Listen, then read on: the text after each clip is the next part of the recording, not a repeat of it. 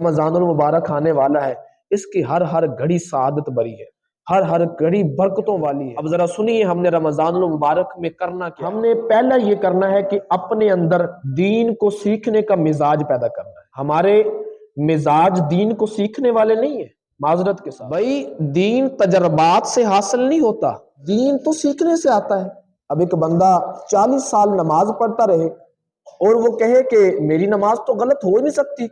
کیوں جی آپ کی نماز غلط کیوں نہیں ہو سکتی؟ دلیل دیتا ہے مجھے 40 سال ہو گئے نماز پڑھتے ہوئے۔ آپ نے کیا سمجھ لیا آپ کے تجربات سے نماز درست ہوگی؟ ایک بندے کو 40 سال ہو گئے قرآن پڑھتے ہوئے، وہ آمادہ ہی نہیں ہے قرآن پاک درست کرنے پہ، اس سے پوچھے آپ کی دلیل کون سی ہے؟ وہ کہتے ہیں کہ مجھے عرصہ بڑا ہو گیا، میرے تجربات بڑے ہیں، مجھے 40 سال ہو گئے قرآن پڑھتے ہوئے، میرا قرآن تو غلط ہو ہی نہیں سکتا۔ تو بھائی یاد رکھیے، دین تجربات سے نہیں حاصل ہوتا، دین سیکھنے سے حاصل ہوتا ہے۔ تو دین کو سیکھنے کا مزاج پیدا کریں رمضان المبارک کے اندر۔ دوسری بات، قرآن پاک کو پڑھنے کا ذوق پیدا کریں، تلاوت کا شوق ہو۔ نبی علیہ الصلوۃ والسلام ارشاد فرماتے ہیں بہت سے قرآن پڑھنے والے ایسے ہیں کہ قرآن الٹا ان پر لعنت کرتا ہے۔ ملا علی قاری حدیث کی شرح میں لکھتے ہیں، فرماتے ہیں قرآن آخر ان پہ کیوں لعنت کرتا ہے؟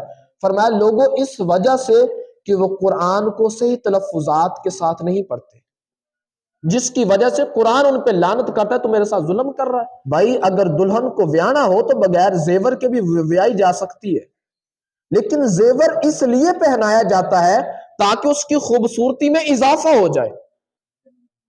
تو قرآن پاک جو خوش الہانی کے ساتھ پڑھنا، یہ قرآن کی خوبصورتی ہے، یہ اس کو قرآن پاک کا زیور کہا گیا۔ قرآن پاک کو تلفظ کے ساتھ پڑھنا، خوش الہانی کے ساتھ پڑھنا، یہ قرآن پاک کا زیور ہے۔ تو قرآن پاک کو خدا را سیکھیں، کل بروز قیامت یہ بہانہ نہیں چلے گا کہ اللہ مجھے تو پڑھنے نہیں آتا تھا۔ تو پھر اگر یہ کہہ دیا گیا تجھے تو سکھانے والے موجود تھے، تو نے سیکھا کیوں نہیں؟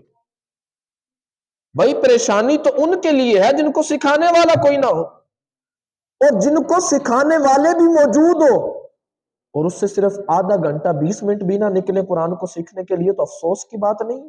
اگلی بات جو میں عرض کر رہا ہوں، رمضان مبارک میں نمازیں بھی ذرا ذوق کے ساتھ پڑھنی ہے۔ اگر میں ایک بات پوچھوں آپ لوگوں سے کہ بتائیے آپ جتنے بیٹھے ہیں، آپ میں سے کون سا شخص ہے جس نے کسی عالم دین کے پاس نماز اپنی سیکھی ہے؟ تو شاید نفی میں جواب آئے گا۔ ہم سیکھتے نہیں ہیں دین کو، ہم دیکھی دیکھی دین کو لے لیتے ہیں اور اسی طرز پر ہم اپنی زندگی بسر کرنا شروع کر دیتے ہیں۔ اتنا عرصہ ہو گیا جی نماز پڑھتے ہوئے، ہم نے کبھی اپنی نماز کسی عالم دین کو، کسی قاری صاحب کو چیک کروائی ہے کہ حضرت میری نماز تو ذرا دیکھیں یہ درست بھی میں پڑھتا ہوں یا نہیں؟ ہم نے کبھی اپنی نماز کسی امام مسجد کو، کسی قاری صاحب کو، کسی علامہ صاحب کو سنائی ہو کہ حضور رمضان المبارک آ رہا ہے یار، پہلی بڑی غلطیاں ہو گئی ہیں، میں نے کبھی کسی سے نماز سیکھی نہیں ہے، قرآن سیکھا نہیں ہے، یار میری نماز تو درست کروا دو۔ ہم کبھی کسی کے پاس آئے ہو، باتیں ہم سے سن لیں جتنی مرضی، لیکن ہم نے کسی کے پاس جا کے نماز سنا کر اپنی نماز کو درست نہیں کیا۔ ہماری کمزوری ہے۔ تو خدا را یار ایسا نہ ہو کہ رمضان المبارک آ گیا ہے تو ہم کمزوریاں دور کر لیں، ہم اپنی نماز کو سیکھ لیں، ہم اپنی نماز کو ایک بار سنا لیں، چلو یار جو غلطیاں ہوگی اگر درست ہو جائیں گی تو اس میں ہمارا فائدہ ہے یا گھاٹا ہے؟ فائدہ ہی ہے نا، تو غلطیاں درست ہو جائیں گی۔ تو یہ شرم کرنے کہ نہیں جی اب میری عمر زیادہ ہوگی ہے تو میں کیسے سیکھ سکوں گا، یہ بات اپنے ذہن سے نکال۔ ہمارے پاس الحمدللہ وہ بچے بھی ہیں جو پچھلے ماہ رمضان المبارک قرآن پاک پڑھے ہوئے نہیں تھے، لیکن اس ماہ رمضان المبارک میں قرآن پاک مکمل کرنے کے قریب پہنچ گئے۔ تو یہ ہمارے اندر بھی ایسا ذوق ہونا چاہیے۔ اللہ تبارک و تعالی عمل کی توفیق عطا فرمائے۔